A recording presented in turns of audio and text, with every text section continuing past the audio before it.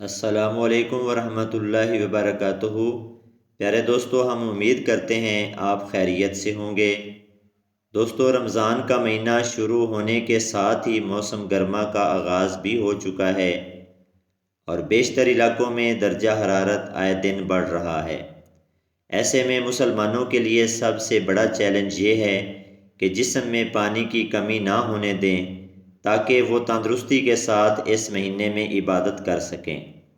یاد رہے کہ اس مسئلے کا سامنا زیادہ تر خواتین کو ہوتا ہے، کیونکہ رمضان میں ان کی مصروفیات بڑھ جاتی ہیں اور ان کی گھریلو ذمہ داریاں پوری کرنا مشکل ہو جاتا ہے، کیونکہ عبادات بھی ساتھ ساتھ ہوتی ہے۔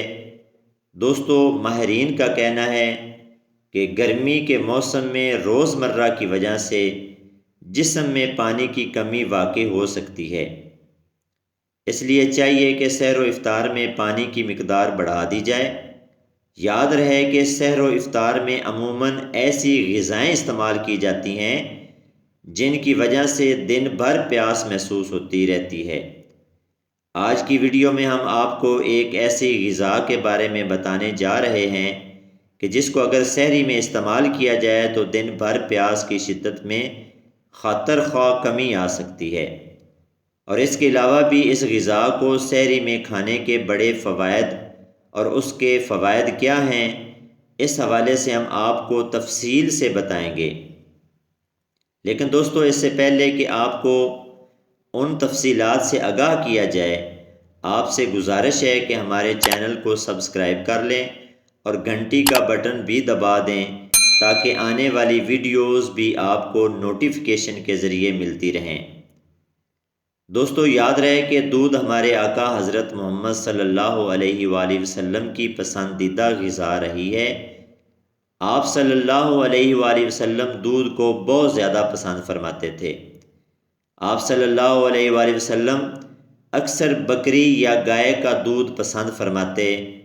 آپ صلی اللہ علیہ وآلہ وسلم کے ارشاد کا مفہوم ہے کہ کوئی چیز ایسی نہیں ہے جو کہ کھانے اور پینے دونوں کا کام دیتی ہو سوائے دودھ کے۔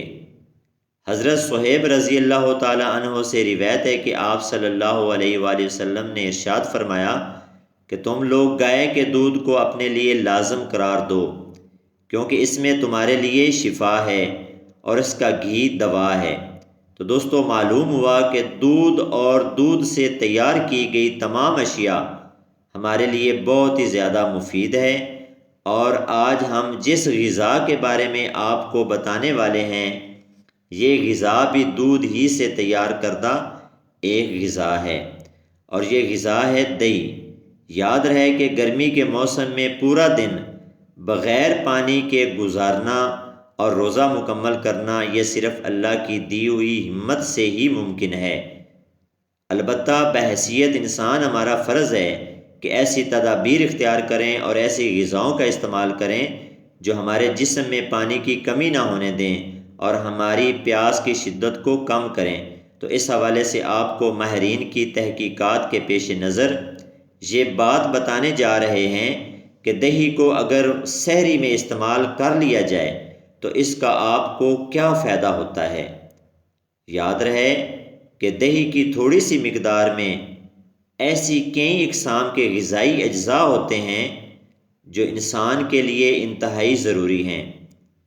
مثلاً پروٹین، مکھن نکلے دودھ سے بنے دہی کے ایک کپ میں 8 گرام پروٹین ہوتی ہے، جبکہ خالص دودھ سے بنے دہی کے ایک کپ میں 7 گرام دہی کی اتنی ہی مقدار میں مکھن نکلے ہوئے دودھ سے بنائی گئی دہی میں 1 ملی گرام آئرن، 294 ملی گرام کیلشیم، 270 گرام فاسفورس، 50 ملی گرام پوٹاشیم اور 19 ملی گرام سوڈیم پایا جاتا ہے۔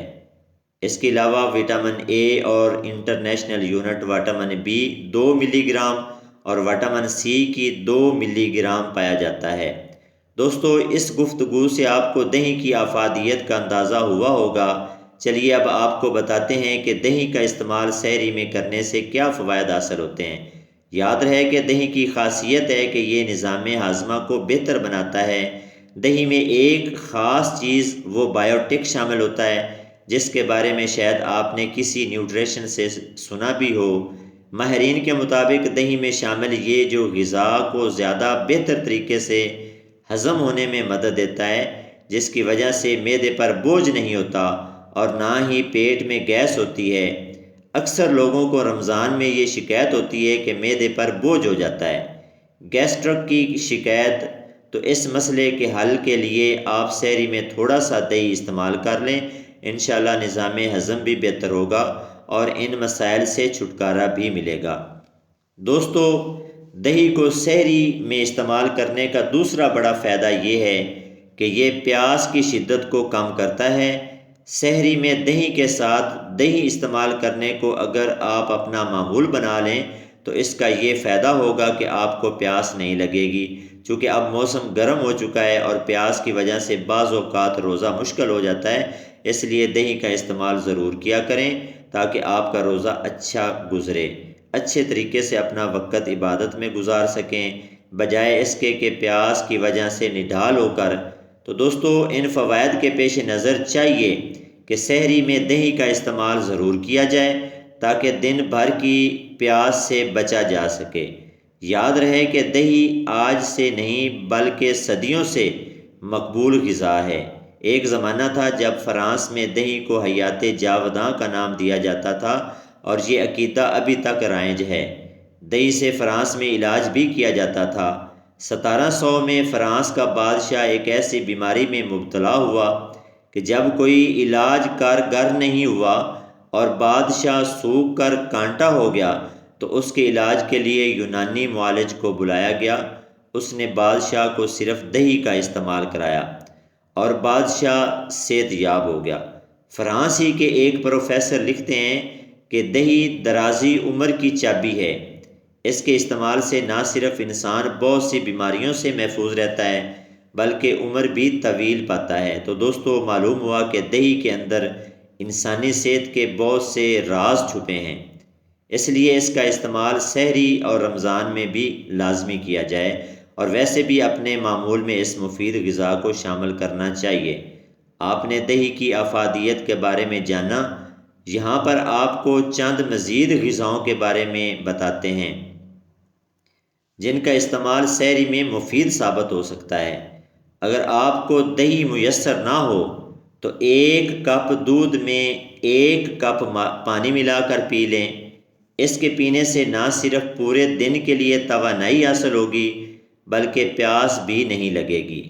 ماہرین کا کہنا ہے کہ دہی کی لسی پینے سے بھی کمزوری اور بد ہضمی سے بچا جا سکتا ہے۔ اسی طرح سے سحری میں 5 کھجوریں کھانے سے پورا دن جسم میں کمزوری پیدا نہیں ہوتی، لہذا کھجور کا استعمال بھی مفید ہے، اس سے دن میں بھوک کا احساس نہیں ہوگا۔